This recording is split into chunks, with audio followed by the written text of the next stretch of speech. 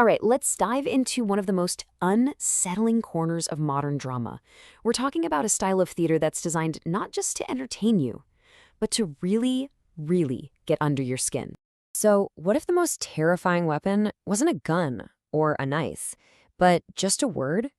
A simple everyday word, but it's twisted just enough to sound like an accusation, or maybe even a threat. Or what if it's even worse than that? What if it's a silence? I mean, you know that feeling, right? That heavy, loaded quiet in a room where you just know something is deeply, deeply wrong. It's a silence that practically screams louder than any word ever could. Well, welcome to the deeply unsettling world of Harold Pinter. This guy, he was the absolute master of this kind of tension. He was an artist who found terror not in monsters or ghosts, but in the quiet, creeping dread of a perfectly ordinary room. Okay, so to really get a handle on his method, we've got to step inside his most famous play, The Birthday Party. Picture this. We're in a kind of shabby seaside boarding house.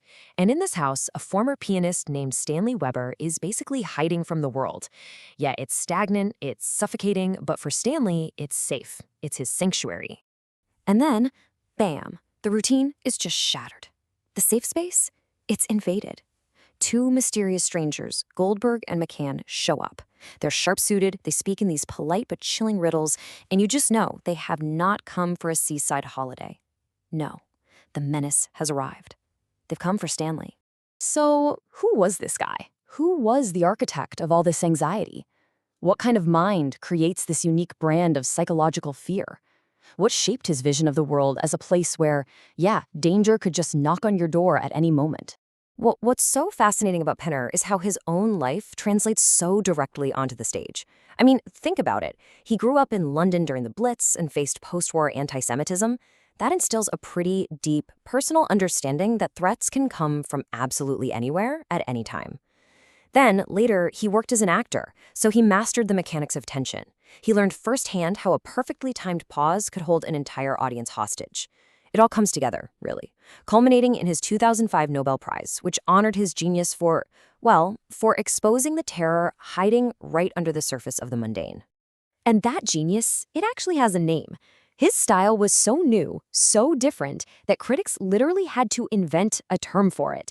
And this term, it's the key to unlocking pretty much all of his work. They called it the comedy of menace. And here's how it works. It starts with something totally normal, something you'd recognize, a conversation about breakfast, just trivial chatter.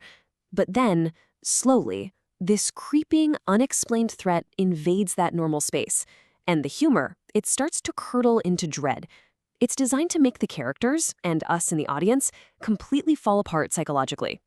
Now, this is super important because it's what separates Pinter from something like the theater of the absurd. You take a play like Beckett's Waiting for Godot, that's all about the giant cosmic fear of a meaningless universe. But Pinter's menace, it's specific, it's personal. The threat isn't some abstract, indifferent universe. No, the threat is the two guys standing right there in your living room, using perfectly realistic dialogue as a weapon against you. And his primary weapon? It was the unsaid. Pinter literally scripted silence like it was music. He had a whole system. You'd see an ellipsis, the three dots. That's like a micro-hesitation. It's a little crack in a character's defensive armor. Then you'd see the word pause. Okay, now that's tactical. The characters are reloading their psychological weapons. But when you see the word silence, oh, that's a total breakdown. The menace has completely flooded the room. Communication has collapsed. It's basically checkmate. Okay, so we've got the stage play. But what happens when you try to move this tension to the screen? In 1968, the play was adapted into a film by William Friedkin. Yeah, the same guy who later did The Exorcist. And he had a huge challenge on his hands. How do you possibly film that claustrophobic dread without losing the very thing that makes it so tense in a theater? And his solution was just brilliant. See, on stage, the room itself is the trap, right? The physical space. But in the film, the camera becomes the trap. Friedkin uses these relentlessly tight frames, these suffocating close-ups. It forces us, the audience, out of our safe seats and puts us right inside Stanley's panicked mind. We're not just watching him get cornered anymore, we can actually feel the walls of the frame closing in on us. The film is also incredible at turning everyday objects into these powerful symbols of Stanley's collapse. You see mirrors everywhere, constantly showing his fractured, unstable identity. A simple toy drum, it becomes the symbol of his regression back to childhood, this savage breakdown of communication. His glasses get broken? I mean, come on, a visual metaphor for the shattering of his perception. And even the chairs, they're used to assert dominance and physically corner him during his interrogation. But why? Why create this overwhelming feeling of dread? What is the ultimate point of all this menace? Okay, so we've seen how Pinter builds this suffocating atmosphere. But this isn't just some artsy exercise. Oh no, there is a powerful, deeply political point behind every single bit of it. And this is where we get to the ultimate reveal, the heart of Pinter's message. That menace, it isn't random. It is a powerful, chilling allegory for how power actually works in our world. Here it is. The play is a political allegory. Stanley isn't just some guy. He represents the independent individual, the artist, the person who thinks for themselves. And Goldberg and McCann, they're the system. They are the oppressive force, whether that's the government, society, conformity, you name it, that has arrived to crush him. They're the smiling, polite face of an authority that simply cannot tolerate anyone who refuses to play by the rules. And that makes the interrogation scene so incredibly important. It's not about finding the truth. They don't care about the answers to their absurd questions. The questions themselves are the weapon. It's about using language, like propaganda, confusing laws, just straight-up mental torture, to completely dismantle a person's ability to think for themselves. And look, don't just take my word for it. Pinter basically confirmed all of this in his 2005 Nobel lecture. He said that political language is often designed specifically to keep people from thinking. The truth, he said, is something to be hidden.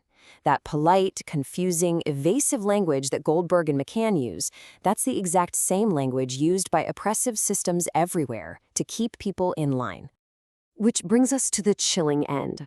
Stanley is brought downstairs, he's all cleaned up, dressed in a proper suit, the uniform of conformity.